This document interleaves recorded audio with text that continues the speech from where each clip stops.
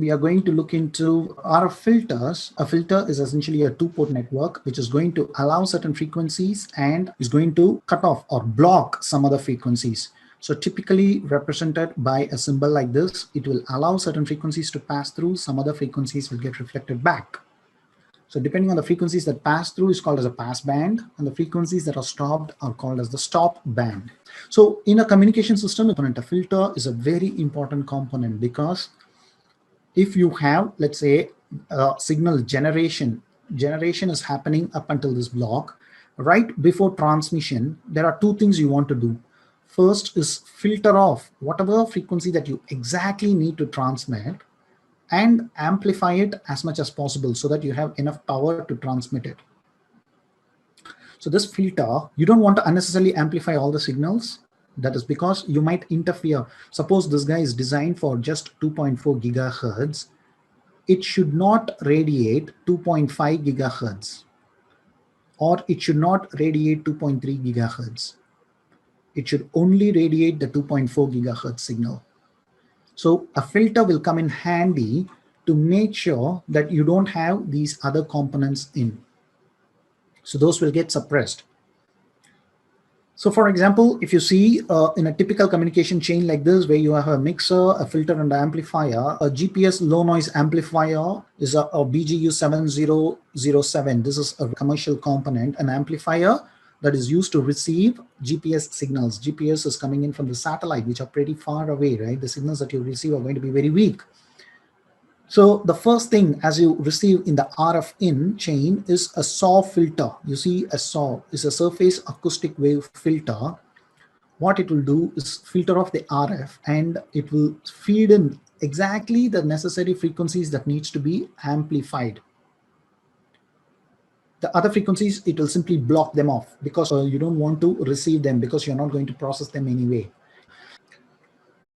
Another example here that we see, the GPS receiver application is, for example, in here, that is a surface mount device. This becomes such a compact filter.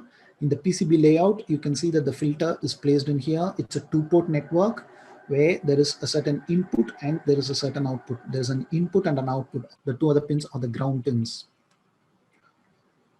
So if you see the response of the filter, you see that there are certain frequencies which are allowed, which is called as the pass band, and certain frequencies that are cut off. These are called as the stop band. So a band of frequencies is passed. So that is why it's called as a band pass filter. So typical application is GPS. You just want to receive the GPS frequency, which is somewhere around 1500 megahertz, around 1.5 gigahertz. So the frequency, that alone is selectively allowed by the filter. What are the different types of filters you can have? Low pass, high pass, band pass, and band stop filters. We define the filter in terms of its insertion loss. So when we say insertion loss, that means when I have a communication system, I introduce this filter. When I insert this filter, because of insertion, there's going to be a loss in the system of what comes in and what goes out. If the insertion loss is 0, that means there is no loss, all of it is passing through, then that is called as the pass band. This becomes the pass band, and this becomes the stop band, because the insertion loss is very high at these frequencies. So that is stopped, and this is allowed to pass. Since the low frequency is allowed to pass, you call it low pass filter, and FC is called as the cutoff frequency. FC is called the cutoff frequency of the filter.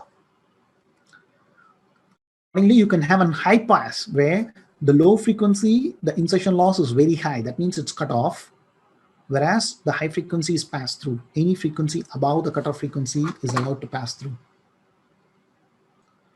Then you have this band pass where this becomes the pass. So if the insertion loss is high, it is stop.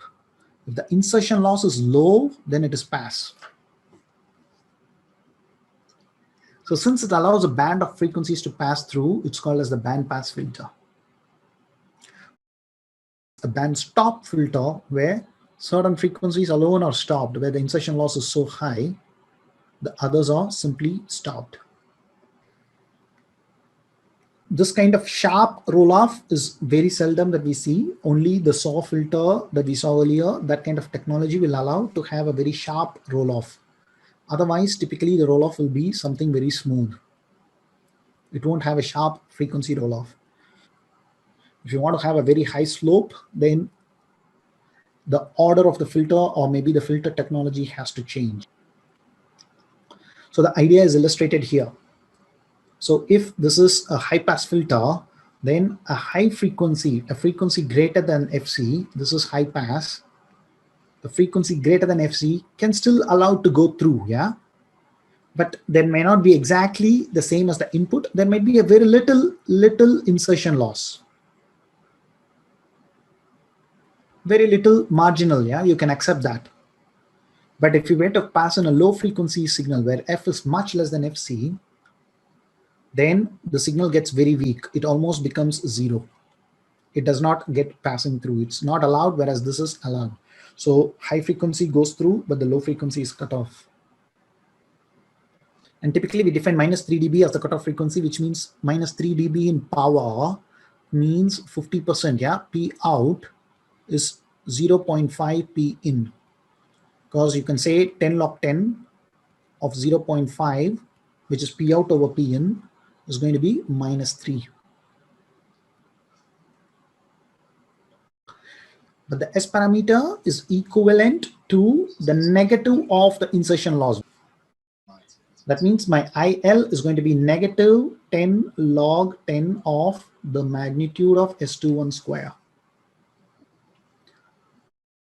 If you measure S21 in dB, then your insertion loss in dB is negative S21. So S21 will be all negative values. All the insertion loss will be positive values. So again, illustrated, it's a two-port network. This is port 1. And this is port 2. This is the pass band. And this is the stop band in terms of S21. Remember, when the S21 is closer to 0, being negative of S21, the insertion loss is very close to 0. But minus 60 dB S21 means the insertion loss is 60 dB in the stop band. So this frequency gets stopped. So how do you realize these filters? As always, you can realize them using discrete components, using L, C, typically inductors and capacitors, or you can use transmission lines using microstrip elements. For very high power applications, you can use so-called waveguides or resonators. So these are like filter structures that resonate at certain frequencies, allowing certain frequencies to pass through while blocking off some other frequency. But most modern day applications, whether it's low power or your cell phones, they are going to be using surface acoustic wave, the SAW filter, where the electromagnetic energy is converted to acoustic and filtering happens and then converted back to electromagnetic. So the filter structure is pretty compact, not so big, so that it can be miniaturized.